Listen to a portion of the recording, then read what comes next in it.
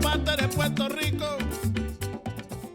Hi, and welcome back to another episode of Jeff and Joe's Puerto Rican Kitchen, where we show you how to make easy, authentic Puerto Rican recipes. Special holiday is coming up, Valentine's Day, and you're probably thinking, what am I gonna give to those special people in my life? My family, my friends, that special someone? Well, I have a great recipe for you that you can share. We call this one tierrita. And it's actually crushed Oreos on the bottom, a chocolate mousse in the middle, and more chocolate Oreos on top. So when you look at it from the top, it looks like a pot of dirt. And that's where the name comes from, tierrita. What you will need for this recipe today is 12 Oreos or chocolate sandwiches.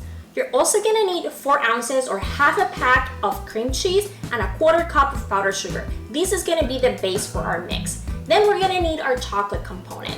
I'm going to be doing a chocolate pudding today, which I'm gonna need a cup of milk with half of a packet of chocolate pudding. But I know a lot of you love Nutella, so if you instead wanna do that, you would need 1 cup of Nutella. Then we're gonna need 1 cup of Cool Whip.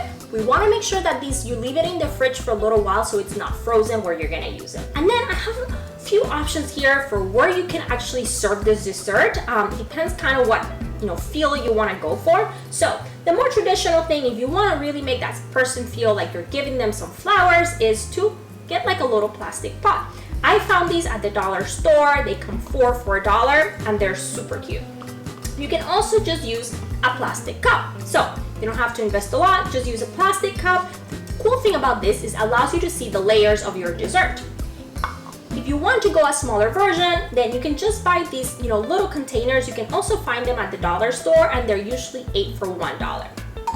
Now for the flour component, you can use edible flowers. You can find something like this, icing decorations. You can find these at the store.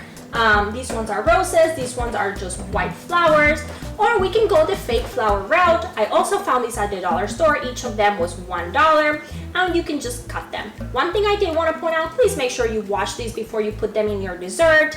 We don't want anyone to get sick. That's it, let's get cooking. Let's start by preparing our dirt or crushed Oreos. The first step is to remove the cream from the cookies. Open each cookie and using a butter knife, spoon, or spatula, scrape out the cream. You can place the creamless cookies on a Ziploc bag. Repeat this process for each chocolate cookie. Once you have all the cookies in your bag, close the bag, making sure to remove all the air from the bag. Then crush the cookies. I am using a rolling pin, but you can certainly use whatever you like. Be careful that you don't break the bag, but make sure to crush the cookies enough so that they resemble dirt. Once the cookies are all crushed, put them aside. With your crushed cookies ready, let's move on to the filling. If you're using the chocolate pudding, the first thing you want to do is prepare the pudding. Add the chocolate pudding mix to the cold milk and mix thoroughly with a fork or a whisk. Make sure that there are no large clumps of chocolate powder. Once it is all mixed, then place it in the fridge so it continues to thicken. With the pudding in the fridge, let's move on to prepare the base for the filling. Add the cream cheese and powdered sugar to a medium-sized bowl and mix it thoroughly. You can mix this by hand, but I find it much easier to use a hand mixer. Mix thoroughly, making sure that there are no clumps in the mix. Once it is an even mixture, set it aside. With the base ready, we can now finish the filling. Add the chocolate pudding and Cool Whip to a large bowl and mix. Again, you can do this by hand or use a mixer. Once it is all combined, add the cream cheese mixture to the large bowl. Mix thoroughly one last time. The mixture should resemble a chocolate mousse. You're now ready to prepare your cups.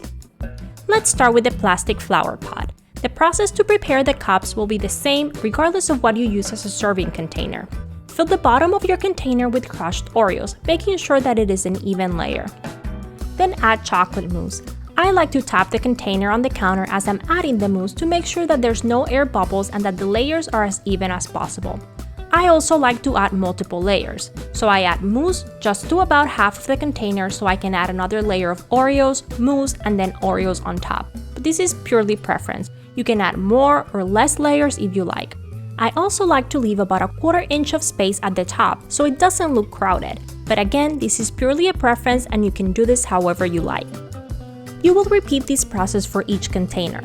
I am showing you the result with a clear plastic cup so you can see how it looks. I really like that you can see the layers from the outside, but it also means that you need to be more careful when adding the mousse. Make sure you add it in the middle and then spread it out to the sides instead of starting with the sides, which may make the cup look dirty. You can also use a spoon to spread the mousse. Finally, I am showing you how to prepare the mini cups. These are very fun to make and it is a great way to control the portion size if that is something that you or any of your loved ones are worried about. The one harder thing about the smaller size is adding the mousse, as it often gets stuck to the side of the container.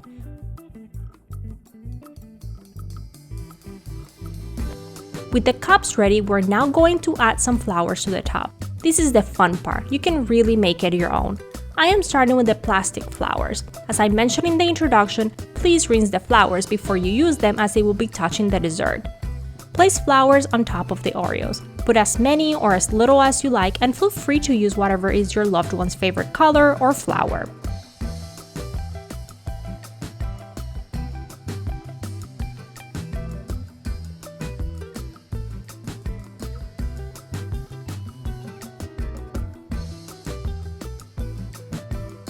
If you decide to go with edible flowers, then place the flowers on top of the dessert cups just like you did with the plastic flowers. This recipe will yield about 3 of the large serving cups or about 10 of the small ones. Really hope you make someone smile with this delicious gift, and happy Valentine's Day!